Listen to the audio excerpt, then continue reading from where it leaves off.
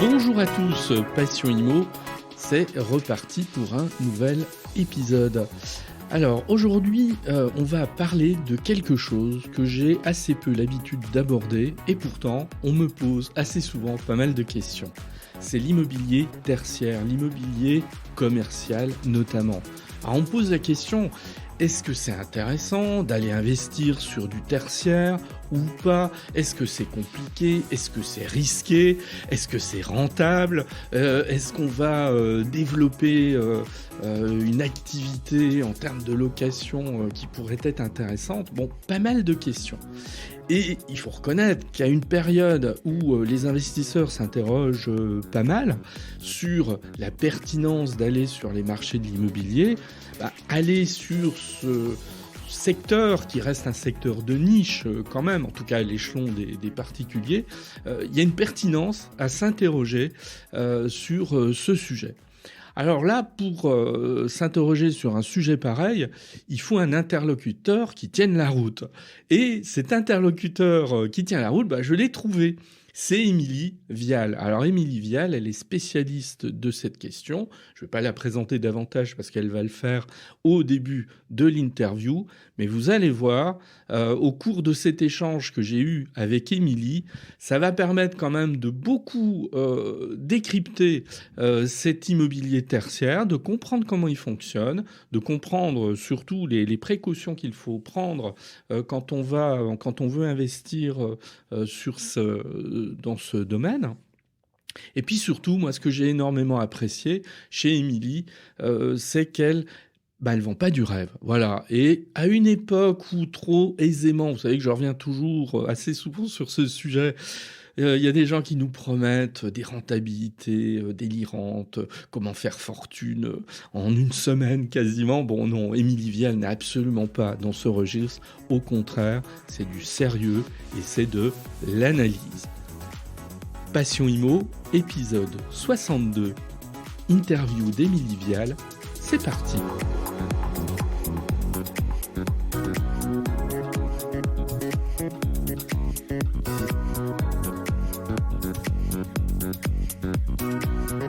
Bonjour Émilie. Bonjour Eric. Alors, on va aborder un sujet aujourd'hui que j'aborde assez peu en général, qui est celui de l'immobilier tertiaire, de l'immobilier commercial. Alors pourquoi je l'aborde peu? Parce que, a priori, c'est pas nécessairement la préoccupation première des investisseurs. Ça, c'est un premier élément. Et moi, je sais que quand j'interviens en tant que formateur, notamment auprès d'agences immobilières, en définitive, les agences immobilières, à part celles qui sont spécialisées, c'est un terrain pour elles qu'elles aiment pas trop quand même. Il faut le reconnaître. Voilà. Alors, Émilie, première question extrêmement classique. Est-ce que vous pourriez vous présenter? Quel est votre parcours pour arriver aujourd'hui à cette société dont on parlera évidemment à un moment? Émilie, donc Émilie, 37 ans, Émilie Vial, fondatrice de Leasy. Leasy, nous sommes une solution de logiciel à destination des propriétaires pour piloter la commercialisation, c'est-à-dire la vente ou la location de leurs actifs immobiliers tertiaires exclusivement. Dans le tertiaire, on entend les bureaux, locaux d'activité, entrepôts et bien sûr locaux commerciaux.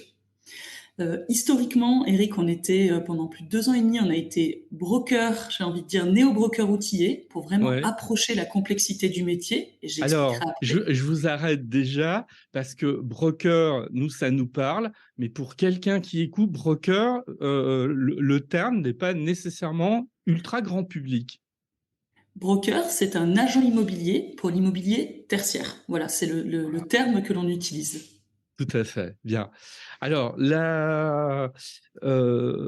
avant de créer la société, qu'est-ce que vous avez fait en quelques mots pour apprendre un petit peu plus à vous connaître?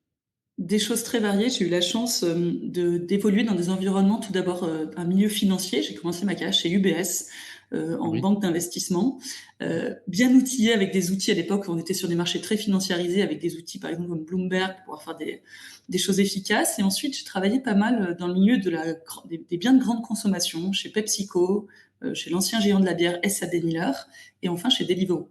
Et c'est dans ma dernière expérience chez Deliveroo où je m'occupais mondialement des projets spéciaux, où un des projets qu'on menait à bien, qui s'appelait à l'époque les Dark Kitchens, qui est Oui. la mode depuis est passée, Oui. repassée, dépassée.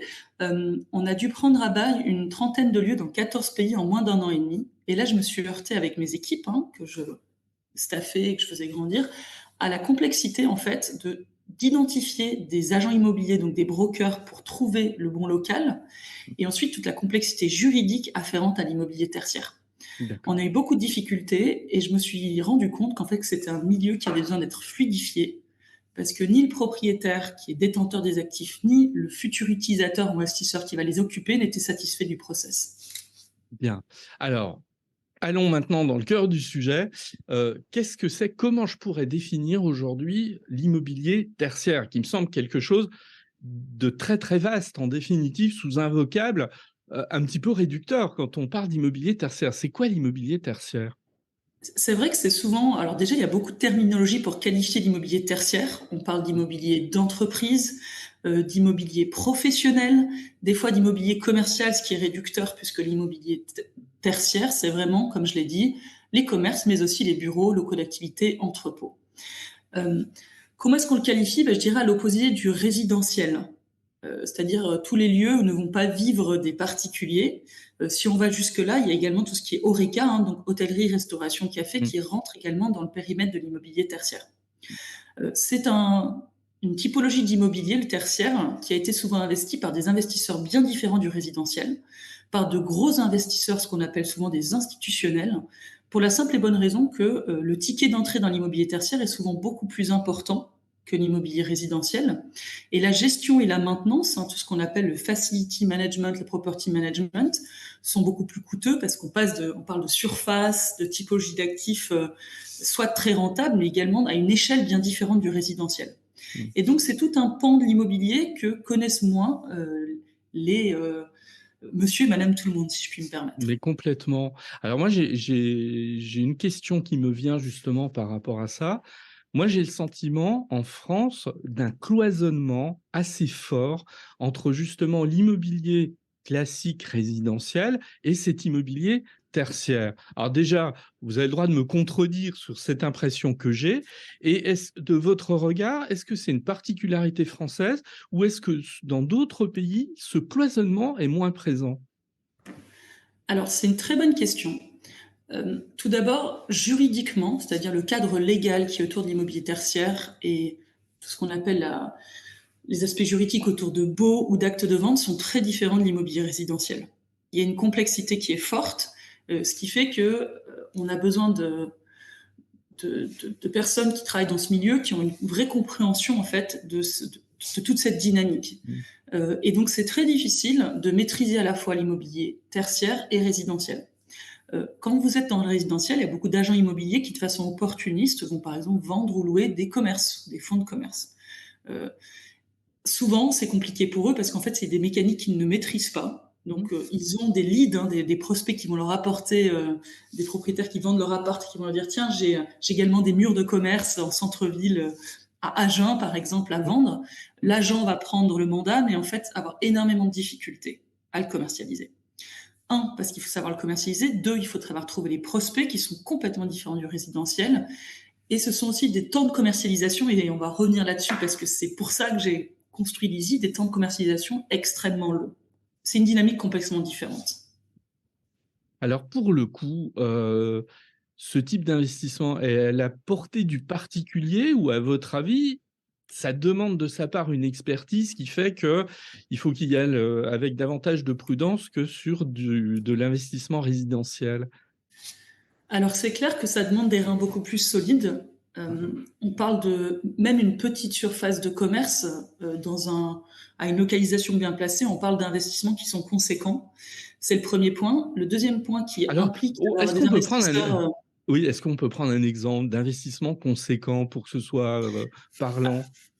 Alors, c'est toujours un peu compliqué parce que si vous achetez par exemple un commerce, je sais pas, à Tulle, préfecture de la Corrèze, dans une zone un peu sinistrée, c'est clair que ça va pas vous coûter des centaines de milliers d'euros, mais on est souvent sur des prix qui sont au-delà du centaine de milliers d'euros, donc rapidement même des prix conséquents.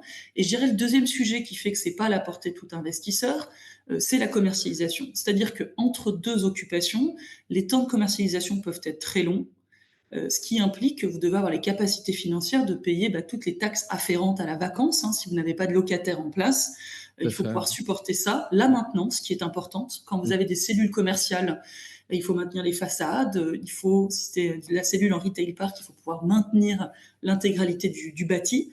Et c'est vite des charges qui sont hyper conséquentes. En parallèle, les rendements sont très importants. Vous êtes sur des rendements locatifs qui sont importants. Et pourquoi est-ce qu'historiquement, ce sont des grosses foncières ou des institutionnels qui ont investi ce lieu? C'est parce que on peut investir en immobilier tertiaire de façon en bloc, si je puis me permettre, et pas de façon diffuse. Vous avez probablement, Eric, un plan d'épargne retraite, vous avez toute la batterie de la diversification qu'on peut imaginer pour la retraite, et derrière, ce sont des fonds énormes. Alors, je ne peux pas citer de nom, c'est pas le but aujourd'hui, mais qui déploient cet argent à l'échelle. Et par exemple, ils vont devoir déployer d'entrée de jeu 200-300 millions. Comment est-ce que vous déployez sur de l'immobilier, c'est-à-dire sur une classe d'actifs relativement sûre une telle somme d'argent? C'est en achetant tout simplement de l'immobilier tertiaire à l'échelle, en achetant un parc de locaux d'activité d'un coup, en achetant un campus de bureaux à côté à Vénissieux, par exemple, à côté de Lyon, en achetant un ensemble de retail park à Rennes. Vous pouvez tout de suite déployer des montants beaucoup plus importants, et c'est pour ça que c'est un terrain qui a été investi par les gros investisseurs et les institutionnels beaucoup plus que les particuliers. Alors, est-ce que ça veut dire que le particulier ne doit... Je vais prendre un exemple extrêmement concret. Désolé. J'hérite demain de 400 000 euros. Est-ce que le ticket d'entrée, en quelque sorte, est trop élevé pour qu'avec mes malheureux 400 000 euros, je puisse espérer quoi que ce soit en matière d'immobilier tertiaire? Ou est-ce qu'il y a une opportunité pour moi, sur un exemple de ce type? Alors, sincèrement, si votre patrimoine est uniquement de 400 000 euros, je ne prendrais pas le risque d'aller dans l'immobilier tertiaire tout court. On Je est dirais, d'accord. Ouais. je vais être très clair, beaucoup de gens qui rentrent en tant que particulier en immobilier tertiaire sont souvent des gérants d'entreprises qui ont tout d'abord historiquement acheté leurs locaux pour leur activité. Donc, il y a une connaissance en fait de la mécanique d'achat, qui se sont exposés à l'immobilier tertiaire dans leur activité entrepreneuriale, si je puis me permettre, et qui ensuite, quand ils réalisent des bénéfices personnels, allouent une partie de leur capital à de l'immobilier tertiaire. Voilà. Tout à fait. Alors, je ne veux pas dire que c'est impossible, Eric, bien au contraire. Je pense qu'il y a beaucoup d'opportunités, mais ça demande de vraiment savoir construire un business plan, si je rentre dans le détail. Alors, si on achète, par exemple, une cellule commerciale aujourd'hui, tout est dans la localisation, dans le commercial. Donc, on achète une localisation avant tout. Et c'est de bien prendre en compte les temps de commercialisation moyens. C'est-à-dire que si à un moment, vous avez de la vacance qui arrive, c'est de pouvoir calculer, vous aurez les moyens de gérer cette vacance. Voilà. Notamment. Et j'insiste vraiment sur la vacance parce que c'est ça qui peut vraiment déprécier et rendre difficile ce type d'investissement. Alors, si vous insistez autant sur la vacance, ça veut dire que là, on peut être sur des vacances extrêmement longues par rapport, là encore, à ce qu'on peut connaître sur du résidentiel. Tout à fait. Alors, on va parler, Eric, là, vraiment de l'ensemble du marché de l'immobilier tertiaire. Parce que, de nouveau, si vous êtes propriétaire de bureaux à Paris, dans Paris intramuros, votre problématique n'est pas du tout la même que si vous êtes propriétaire de bureaux ou de locaux commerciaux, par exemple, à Albi. On va prendre un exemple. Nous, quand on s'est attaqué, quand je me suis confrontée au marché de l'immobilier tertiaire pour mon activité chez Deliveroo, je me suis rendu compte que c'était extrêmement difficile en tant que future utilisatrice, quelqu'un qui voulait louer, qui était une preneuse de bail, d'avoir les informations pour prendre ma décision. C'est-à-dire que je n'avais même pas les hauteurs sous poutres, les puissances électriques, les places de parking, enfin toutes les informations. Donc ça, c'était le premier point. Et le problème, c'est que souvent les propriétaires connaissent mal leurs actifs parce que c'est un patrimoine ultra financiarisé. Et donc, je me suis rendu compte que le fait que le propriétaire avait une casquette de financier avant tout, et que de l'autre côté, la personne qui allait louer ou acheter dans une logique d'investissement avait une casquette très opérationnelle, c'était deux mondes qui ne se retrouvaient pas et qui généraient des temps de commercialisation extrêmement longs, puisque vous, quand vous allez voir louer ou acheter votre bureau, votre local d'activité, si vous n'avez pas toutes les informations, vous n'allez jamais décider de vous implanter. C'est quand même des décisions sur le long terme. En immo tertiaire, on signe à la location souvent des baux fermes de 6 à 9 ans. On parle du fameux 3-6-9, on n'aura pas Ouais. le temps de tout expliquer plus tard sur la logique du bail, Eric.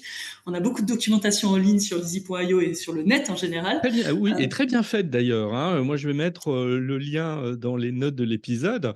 Vos ressources qui décryptent ce qu'est par exemple un bail commercial, j'ai trouvé que c'était voilà, plutôt bien conçu, effectivement. Tout à fait. Donc il y a toute une évangélisation qu'on a dû faire, mais tout ça pour reprendre un cran au-dessus, vous expliquer que la problématique des temps de commercialisation, c'est effectivement lié à des fois une inadéquation entre l'offre et la demande, mais c'est surtout parce que il y a une absence de mise en valeur de l'actif quand une commercialisation est lancée par le propriétaire. Et ça paraît basique, mais en fait, c'est vraiment ça qu'on a attaqué en premier. Et pour la petite histoire, Eric, pendant 2 ans et demi, nous, on a été néo-broker, néo-agent immobilier. On a dû expérimenter ça nous-mêmes. On a vraiment décidé, alors qu'on prenait la destination d'un logiciel depuis le début pour aider les propriétaires, c'était important d'expérimenter les choses nous-mêmes. On a travaillé avec plus de 60 promoteurs foncières, direction immobilière nationalement, qui nous ont donné mandat, donc ils nous ont autorisé à les vendre ou louer leur immobilier tertiaire. Et là, on s'est exposé à la réalité, c'est-à-dire déjà accéder des fois aux locaux, les accès aux clés, qualifier les locaux, comprendre ce qu'il y a dedans, les pricer, donner un prix, contextualiser avec le reste du marché. C'était quelque chose d'extrêmement difficile à faire à la fois dans notre métier et encore plus pour les propriétaires. Fort de cette expérience de 2 ans et demi, on a construit toute une logique avec 3 grandes briques pour aider les propriétaires à pré-commercialiser, donc construire leur fiche de commercialisation, ensuite animer leur commercialisation quand ils ont lancé ça, et ensuite leur donner de la donnée en temps réel pour pouvoir statuer et vraiment closer les transactions. On a mis ça, tout ce qu'on a construit à disposition des propriétaires en marque blanche, et c'est le produit logiciel Lizzy Pilot que l'on commercialise. D'accord, dont Donc on une va sacrée parler. aventure, Eric. Ah oui, Voilà. non, mais tout à fait, dont on va parler effectivement dans quelques minutes. Pour en revenir sur cette thématique, on entend beaucoup depuis la crise sanitaire que l'immobilier de bureau c'est terminé. En fait, comme si la crise sanitaire avait clôturé une période qui aurait démarré en gros au début des 30 Glorieuses, pour simplifier, et qui se serait achevée en fait en 2021. Une sorte d'âge d'or de l'immobilier tertiaire qui serait terminé. Quelle vision vous avez sur cette... bon, qui pourrait être une idée reçue quelque part, hein, mais qu'on entend quand même pas mal. Eh bien, moi, je pense que c'est une idée un peu trop reçue, effectivement. C'est souvent des influenceurs, si je puis me permettre, ou des donneurs d'opinion qui sont un peu auto-centrés sur les grandes villes et auto-centrés sur la tendance, enfin, qui ont des intérêts, en fait, à pousser ce genre d'arguments, pour être très honnête. Ce qu'on voit, nous, au niveau national, déjà, le tissu d'entreprise en France, c'est principalement des TPE et des PME. Ces gens-là, c'est pas des gens qui changent de taille de structure, de façon de fonctionner du jour au lendemain. La plupart de leurs employés viennent encore au bureau ou dans les locaux d'activité ou dans le commerce, bien sûr. Donc, il faut vraiment prendre avec des pincettes cette sensation que le grand soir du bureau est arrivé, sincèrement, parce que ce n'est pas la réalité au niveau national du tout. C'est le premier point. Et je vais même aller plus loin parce que nous sommes en partie basés à Paris. J'ai des équipes qui sont partout en France à l'image de notre activité. Mais on sent bien qu'en fait, il y a un retour au bureau parce qu'il y a une réalité. C'est le besoin d'influencer son organisation, c'est le besoin de faire de l'idéation. Et donc, le bureau n'est pas mort. Il y a eu effectivement des aléas, des mouvements. Hein. Le Covid a eu des conséquences, mais c'est très clair pour nous que le bureau n'est pas mort. Il y a probablement une rationalisation, surtout dans les grandes villes, de la taille, parce que le bureau est coûteux pour les dirigeants d'entreprise. Hein. C'est leur deuxième poste de dépense après les salaires. Donc forcément, quand on a l'opportunité d'optimiser les choses, on le fait, surtout par les temps qui courent, hein, quand on est une société. Mais c'est clair que le bureau en tant que tel n'est pas mort. Rationalisation du mètre carré dans les endroits coûteux, oui, c'est une certitude, mais le bureau reste d'actualité. Ce qui n'est pas nouveau, quelque part. Et dans des zones qui sont tendues, Eric. Ouais. Donc, en fait, en tant que propriétaire, on continue à réussir à placer son produit dans ces zones-là. Ouais. Donc, finalement, vous démontez un peu cette idée reçue qui a émergé. Moi, qui me fait penser à une autre idée reçue qu'on a beaucoup entendue en immobilier résidentiel, qui était, oui, les gens quittent les villes pour aller s'installer à la campagne. Il y a une forme d'hémorragie démographique des villes. Et quand ensuite, on a eu le recul des statistiques INSEE, on s'est rendu Chiffres. compte que pas du tout, en fait. Ou si, il y avait des mouvements, mais des mouvements qui étaient infinitésimaux et qui n'avaient rien à voir avec l'image qu'on voulait en donner. Et donc, vous confirmez qu'en matière de bureau, c'est pareil. De ce que je vois, de ce que je lis, parce qu'effectivement, Eric, vous avez raison de dire, il y a beaucoup d'influence aujourd'hui sur des cycles rapides. C'est difficile des fois de se faire un point de vue, mais moi, depuis mon fauteuil de bureau, si je puis me permettre, effectivement, je ne vois pas cette problématique sous cet angle-là. Très bien. Alors, à un moment, vous avez parlé de rentabilité. Là encore, s'agit-il d'une idée reçue? On dit parfois, oui, la rentabilité, elle était assez exceptionnelle. Alors, je parle bien sûr d'immobilier tertiaire. Il y a 20 ans, il y a 30 ans, on n'est plus du tout dans ce registre. Et là, il faut un petit peu raison garder quand on parle de rentabilité. Alors, qu'est-ce que, là encore, vous pensez de cette idée que l'on entend parfois? Alors, elle est assez réelle pour la simple et bonne raison que l'immobilier tertiaire est un champ d'activité qui a été très financé par les banques. Il y a des forts effets de levier qui sont en place, Mhm. notamment parce que les utilisateurs qui louent euh, signent en général des baux fermes. Donc, ce qu'on appelle des baux de longue durée, ce qui permet aux propriétaires de sécuriser ces rentrées de loyer sur le long terme et donc d'aller se financer sans risque auprès de la banque. Donc c'était un produit extrêmement intéressant d'un point de vue financier pour, de nouveau, des investitures institutionnelles qui avaient quand même un socle de patrimoine important et la capacité de prendre des risques pendant la vacance. Mais donc c'était un produit où on arrivait à faire un effet de levier important avec des rendements importants. Les taux, la crise de taux est passée par là, elle est double. Les taux sont considérablement augmentés et beaucoup de sociétés sont en phase de renégociation de leurs emprunts. Et c'est là que ça coince, que c'est la crise des ciseaux. C'est que vous avez aussi une vacance qui est en train de se faire jour, notamment dans l'immobilier commercial, un besoin d'un propriétaire de refinancer les Mhm. lignes qu'il a fait financer par des banques à des taux qui deviennent explosifs. Euh, avec une rentabilité, comme je dis, surtout en commerce ou des fois en région, voilà, les commerçants et les enseignes ont des difficultés et rationalisent, ça c'est clair, et donc c'est une espèce de crise de ciseaux qui se met un petit peu en place. Je rajouterai à ça, parce que c'est la beauté de l'immobilier tertiaire, c'est que les actifs sont variés, et en fonction du type d'actif et de la géographie, on peut vraiment tirer des conclusions complètement différentes.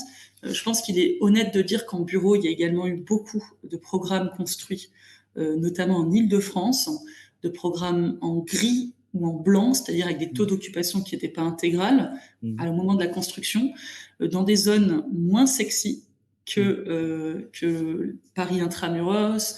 Et il y a une problématique aujourd'hui autour du Covid où les utilisateurs veulent venir au bureau moins souvent, mais ils veulent venir quand l'environnement est sympathique et quand à proximité, vous avez des restaurants, des transports. Et c'est clair qu'il y a une certaine partie du patrimoine bureau en Ile-de-France moins bien localisé qui va souffrir. Mais parce qu'il y a eu une espèce d'effet un peu déraisonnable à un moment où, comme je le disais, c'était une classe d'actifs rentable, euh, où on pouvait déployer à l'échelle quand on était un institutionnel qui voulait diversifier, et le marché s'est peut-être emballé par rapport à un certain niveau de demande en région Île-de-France. Très bien. Tout ça montre, tous vos discours corroborent évidemment ce que vous avez dit au départ, c'est qu'effectivement, il y a une complexité d'analyse qui fait que certains investisseurs, je pense aux particuliers, non pas que je sois focalisé là-dessus, mais je sais que c'est un certain nombre d'entre eux nous écoutent, aller quand même sur ce marché avec énormément de prudence. Euh, et Absolument. Et peut-être faire attention à des discours qu'on entend aussi souvent d'une attractivité de ce type d'investissement, comme quoi finalement il sera un peu à la portée de tout le monde et il permet de dégager des rentabilités absolument exceptionnelles. Je pense qu'il y a il faut rester prudent. Oui, tout à fait. Alors, je vais répondre de deux façons. La première, il y a effectivement des plateformes de crowdfunding. Il y en a peu, mais qui se sont lancées en immobilier tertiaire. Tout à fait. Il y en a peu, déjà parce que c'est technique. En fait, il y a moins de gens qui adressent ce marché, même si c'est un marché qui en valeur est tout aussi important que l'immobilier résidentiel, pour information. Mais c'est plus technique, ça c'est sûr. Et donc moi je conseille, vous savez, les investissements c'est pour les gens expérimentés, c'est ce qu'on doit recommander. Donc de quand même de faire attention. Deuxième sujet, par contre, il y a un côté local. C'est que si vous souhaitez investir dans ce périmètre de l'immobilier, Je pense que c'est extrêmement important d'aller parler à des locaux dans les régions qui vous intéressent, autour des actifs qui vous intéressent, et de comprendre la dynamique de marché qui, Eric, comme vous l'avez dit de façon très juste, est complètement différente d'un endroit à l'autre et d'un actif tertiaire à l'autre. Je le dis sincèrement, c'est assez dingue. Je vais prendre un exemple. Aujourd'hui, si vous faites du local d'activité, du dernier kilomètre, ou du petit local d'activité, des parcs de locaux d'activité pour des artisans, il y a des opportunités incroyables. Pour des gens qui auraient du foncier à proximité de belles villes, il y a un besoin énorme. Donc c'est quelque chose qui peut être extrêmement rentable, avec une facilité dans le temps à trouver des utilisateurs, mais encore faut-il pouvoir sécuriser le foncier, construire tout ça, le gérer, et savoir gérer les aspects un peu légaux autour de ça. Donc des opportunités, il y en aura toujours. La nature a horreur du vide, mais il faut juste être bien renseigné et avoir les reins solides, si je puis me permettre, en tertiaire. Très bien. Alors, on va arriver à, non pas à l'essentiel, mais un petit peu ce qui motive aussi notre échange. l'Easy Pilote, donc, cette société que vous avez créée, présente en ligne, mais dont vous m'avez annoncé elle est aussi instigatrice d'un logiciel. Alors, comment vous pouvez présenter cette offre aujourd'hui? Tout à fait. Donc c'est un logiciel à destination uniquement des propriétaires, Ouais, donc des promoteurs, foncières, directions immobilières, foncières plus ou moins de taille, hein, ça va de la foncière côté énorme à la foncière de privé, hein, des gens qui détiennent du patrimoine en région par exemple. C'est une plateforme uniquement propriétaire et l'objectif, c'est vraiment d'accélérer les commercialisations. On n'est pas des bisounours, mais l'objectif, c'est vraiment d'accélérer parce que ça coûte très cher aux propriétaires la vacance, comme on l'a expliqué. mm, Et que si les biens restent vacants, il y a des opportunités, ce qu'on appelle d'arbitrage, de permettre aux propriétaires de vendre en bloc certains patrimoines, certains murs, finalement, qui n'arrivent pas à commercialiser, où il y a tout un marché de gens qui savent redynamiser et revaloriser en fait ce patrimoine. L'idée, elle est simple, c'est qu'il y a trois grands plans, trois grandes briques. La première s'appelle commercialiser, oui. Préparer, pardon, je vais y arriver. Je vais reprendre. La première brique s'appelle préparer. Elle permet aux propriétaires d'habiller la mariée, on appelle ça, de construire une fiche de commercialisation avec des photos, de la réalité virtuelle, des plans au format DWG exploitable par les architectes, et de mentionner tous les aspects juridiques, techniques, financiers, le tout enrichi de données contextualisantes qu'on va chercher. On va chercher le trafic piétonnier, voiture à proximité, la connexion à la fibre, la qualité énergétique du bâti. On aide le propriétaire à construire comme une annonce qui a à sa marque. Hein. C'est une jolie fiche où il y a toutes les descriptions de l'actif et les différentes sections pour vraiment utiliser cette fiche et l'envoyer à des brokers ou mm. alors l'utiliser en direct si le propriétaire veut cibler en direct des utilisateurs, des enseignes, des occupants. Donc j'en La conclus, deux... ça vous permet une analyse assez fine de ce qu'on appelle les critères de commercialité, en fait, sur le lieu même du local. Tout à fait. Ça permet vraiment de mettre en valeur la mariée. Vous allez vouloir D'accord. louer ou vendre votre actif tertiaire, Eric. Historiquement, le teaser ou la petite présentation que vous faisiez, elle était trop basique, beaucoup trop basique pour des actifs qui sont complexes et coûteux. Ouais, Et donc l'idée, c'est vraiment de mettre en valeur et de valoriser ce patrimoine avec des arguments opérationnels mm. différents des simples arguments financiers que maîtrisait le propriétaire. D'accord. Comment on s'y prend? On a des freelances qui vont sur le terrain et qui sont capables d'aller qualifier les actifs quand le propriétaire ne le connaît pas. On a des grosses foncières qui ont des parcs de bureaux, par exemple, énormes à Bordeaux. Ils connaissent pas leurs actifs, et ils n'ont pas assez d'asset managers ou de commercialisateurs en interne pour aller sur le terrain. Nous, on va être capable, sous 48 heures, d'aller sur place, de prendre des photos, de la réalité virtuelle, et d'aller qualifier, dire le nombre de places de parking, si c'est du local d'activité, les accès à quai, les hauteurs sous poutre. Vous Mm. voyez, vraiment de bien habiller la mariée pour Ouais. qu'ensuite cette fiche puisse l'exploiter efficacement le temps de la commercialisation. Ouais. Oui, et ce qui veut dire aussi que vous n'êtes pas sur une offre totalement dématérialisée, vous êtes aussi présent sur le terrain avec cette Tout à fait. connaissance évidemment incontournable qu'il est nécessaire d'avoir. Et moi, c'est ce qui m'a beaucoup plu, Eric, c'est que l'immobilier tertiaire, il y a de l'échelle. Comme on le disait, les propriétaires détiennent des patrimoines qui sont importants. Donc, il y a du repeat, comme on aime dire dans le monde de l'entreprise. Donc, une fois qu'on travaille avec un propriétaire, il y a on peut travailler dans le temps, ça c'est très intéressant, contrairement au résidentiel où c'est beaucoup plus une transaction par une transaction. Et la deuxième chose, c'est qu'il y a des barrières à l'entrée fortes puisqu'il y a un aspect opérationnel. Il y a un moment où il évolue, c'est du tangible, hein, c'est du concret, l'immo-tertiaire, et entre un occupant et un autre, l'état même du local va varier en fait. Et donc on a besoin au moment de la commercialisation, sans cesse de repasser et de qualifier l'actif. D'accord. La Donc ça, deuxième c'était brique, la première brique. voilà. On en arrive à la deuxième brique. Exactement. La deuxième, elle s'appelle commercialiser. Ouais. Et là, c'est vraiment, vous avez votre fiche de commercialisation qu'on a faite dans la brique préparée qui est impeccable. Et là, vous allez pouvoir animer les différents canaux de commercialisation. Soit vous travaillez en tant que propriétaire avec des brokers, c'est-à-dire que vous mandatez à chaque fois des agents immobiliers spécialistes dans la zone. On est capable de vous en recommander aussi. On fait beaucoup de choses parce qu'on sait qui commercialise quoi en temps réel, France entière, en fonction de l'adresse, du type d'actif, du type de transaction. Et vous allez pouvoir leur envoyer la fiche de commercialisation, l'URL qui est toujours live. Donc si à un moment vous changez le prix, vous êtes trompé sur une surface en tant que propriétaire, votre broker aura toujours l'information à jour. D'accord. Et toute l'information.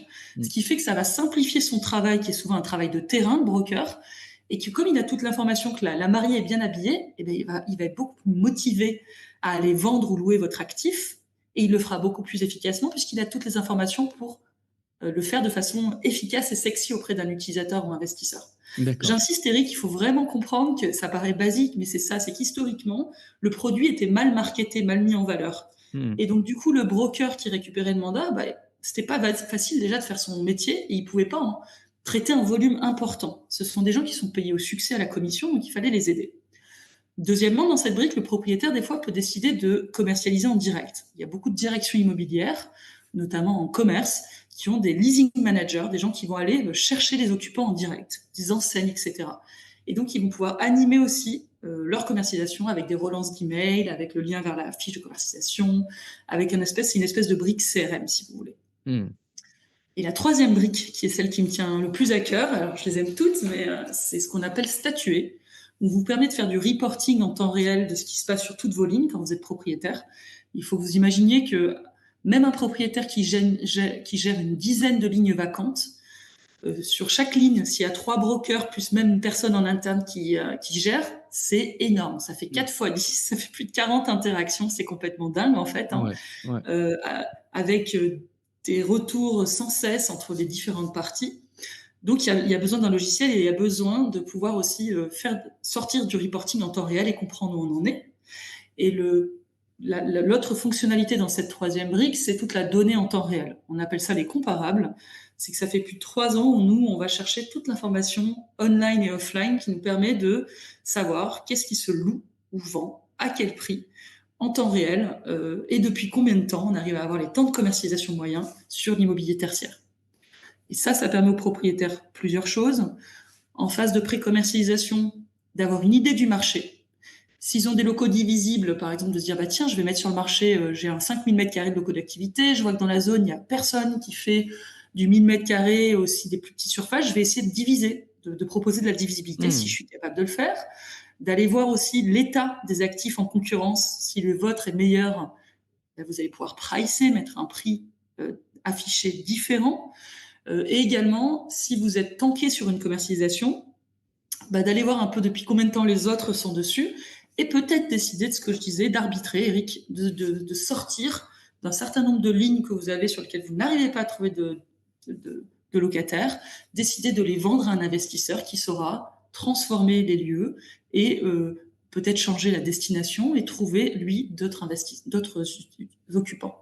D'accord. Alors, on a là une description très complète. Trop complète peut-être. Non, pas du tout, justement, c'est bien. Moi, je trouve que c'est intéressant aussi de prendre le temps d'expliquer les choses. Donc, on a ces 3 piliers, ou briques, peu importe. Est-ce que vous apportez quelque chose de différent par rapport à une offre existante, j'imagine, hein, de toute façon en matière d'immobilier tertiaire, quand je me préoccupe de ces 3 aspects? Est-ce que vous apportez quelque chose de nouveau, d'innovant ou pas? Tout à fait. Déjà, Eric, c'est peut-être la dernière chose qui m'a le plus excité, c'est qu'il y a très peu d'innovation en immobilier tertiaire dans l'industrie de la transaction. C'est le Je sentiment dirais, qu'on a, hein. Ouais, je suis assez d'accord, je en fait. ne vais pas vous raconter tout mon parcours, mais Ouais, c'est ce qui m'a le plus frappé, c'est qu'on a affaire à un milieu extrêmement financiarisé ouais. et qui est très très loin du digital et qui pourtant doit gérer une masse d'informations qui évolue en temps réel en plus, complètement dingue. Donc il y a un besoin. Les propriétaires, ceux qui sont le plus digitaux, et malheureusement il y en a peu et les gens l'admettent, parce qu'ils n'ont pas eu besoin de l'aide, comme je disais. C'était des marchés très porteurs pendant longtemps où la rentabilité était au rendez-vous. C'est pas un reproche, hein, je pense qu'il faut être très Ouais, honnête. ouais, ouais, On va pas s'équiper, se suréquiper quand en fait on n'a pas besoin. Je pense que c'est aussi simple que ça. complètement. Et ce sont des gens qui, au mieux, ont opéré sur des CRM ou des logiciels qu'ils ont développés en interne. Le problème d'un logiciel en interne, c'est qu'il ne répond pas à deux choses où nous on fait toute la différence, parce qu'Eric, vous avez compris que la brique centrale, c'était plutôt du CRM, Mhm. mais métier, hein, vraiment. Mais les deux autres briques, c'est-à-dire la brique opérationnelle, la première, et la brique data, ça c'est très compliqué. Et c'est en Mhm. ça qu'on est innovant, c'est qu'on a une approche terrain et métier, hein, parce qu'on a construit des logiques opérationnelles pour qualifier un actif, construire la fiche de commercialisation et l'enrichir de données terrain. Ça Mhm. c'est métier, et personne ne sait le faire, et c'est la problématique la plus importante des propriétaires en immo tertiaire. Et la deuxième, c'est la donnée. Elle est extrêmement grise, voire inexistante. Il y a des marchés dans le monde qui sont beaucoup plus ouverts. Je pense au marché américain, qui a une logique complètement différente, et même canadien, anglais. Vous avez notamment des acteurs énormes qui sont un peu comme des Bloomberg, qui s'appellent CoStar, le géant de la Mhm. data américaine. Mhm. En Europe, on est très, très, très loin de ça. Et donc, il y a un besoin pour les propriétaires quand même de savoir où est le marché.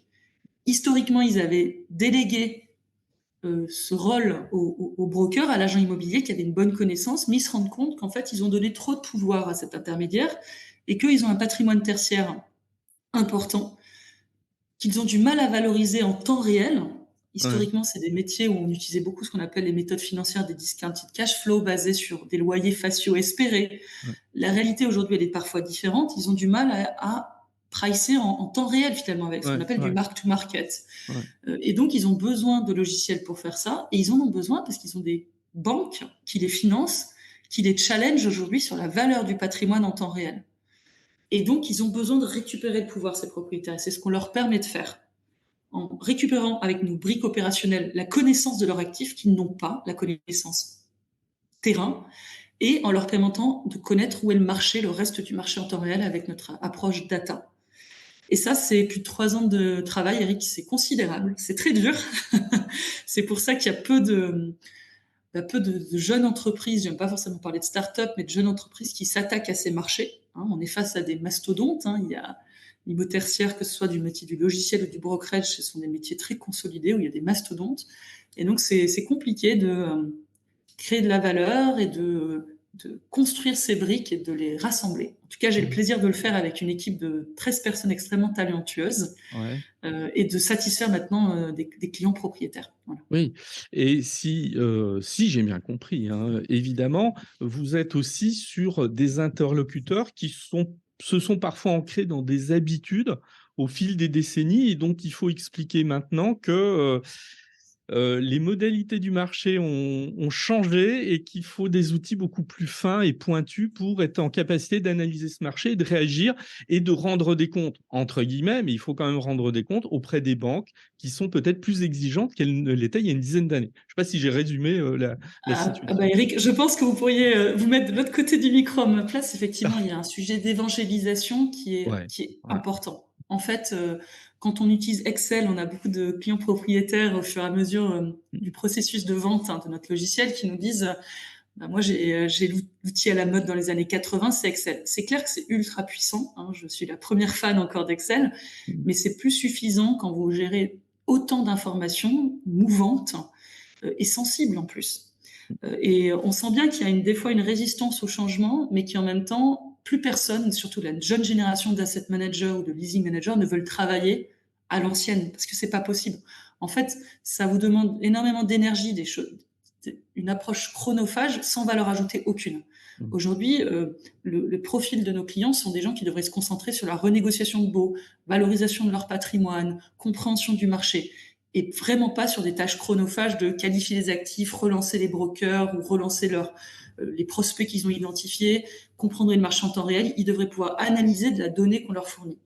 Et c'est ce qu'on fait. Alors, il y a des clients qui sont très réceptifs. Hein. On a quand même des asset managers bien formés de nouvelle génération qui veulent plus travailler à l'ancienne, ça c'est clair. Mais il y a aussi une conduite du changement. Imposer un outil comme ça, c'est pas simple parce que ça demande quelques changements d'habitude. Alors après, c'est très addictif parce que tout est au même endroit, c'est bien rangé, toute l'équipe, voilà, la chambre est bien rangée. Mais c'est un changement, c'est sûr. Très bien. Alors, peut-être pour conclure, on a bien compris quelle est votre offre, votre investissement. Alors là, je parle même pas de financier, mais votre investissement sur le plan intellectuel que je pressens considérable et extrêmement enrichissant hein, en même temps. Ça va être quoi la suite en fait de Lizzie, on va dire, dans les 5-10 prochaines années? Parce que j'imagine que vous avez des idées aussi sur vers quoi vous voulez aller. Comme on dit en France, on n'a pas de pétrole, mais on a des idées. Et j'espère être à la hauteur de ce dicton. Non, effectivement, la passion, elle est évidente. Je vais faire une petite digression là-dessus. Et moi, je suis passionnée par les entreprises, par le business, par la capacité de créer des choses. Et je trouve que je suis au meilleur endroit parce que finalement, notre logiciel permet à des sociétés de s'implanter facilement dans le bon lieu, au bon endroit. C'est le premier point. Et il y a une logique de redynamisation des territoires qui est extrêmement excitante. Parce que quand vous facilitez la transaction de l'immobilier tertiaire, vous facilitez l'installation de sociétés dans leurs bureaux, locaux d'activité, commerce, partout en France. Et ça, c'est un impact qui est considérable et qui est très motivant. Le deuxième, sur ce logiciel, c'est qu'on a une ambition au minimum européenne. On a construit toute l'ergonomie et le site pour que ce soit internationalisable. On travaille sur une version en anglais. Aujourd'hui, la version en français nous suffisait bien puisque déjà le périmètre français est déjà vaste et le marché est énorme. Hein. On parle de plus de 1500 clients propriétaires cibles. C'est énorme. Donc, oui. C'est des foncières cotées, non cotées, des promoteurs, des directions immobilières. Il y a énormément de sociétés qui ont de l'immobilier à l'échelle, hein, comme sous-jacent à leur activité. Donc, le marché est déjà bien assez gros, mais on ambitionne au minimum l'Europe, Eric. Sur ce marché du logiciel, du SaaS, on appelle ça Software as a Service, du deal management, de la gestion de la commercialisation au niveau tertiaire. Très bien. Eh bien, Émilie, je pense que vous avez su communiquer cette passion pour un marché trop méconnu. Je vous remercie et à très bientôt. Merci à vous, à bientôt.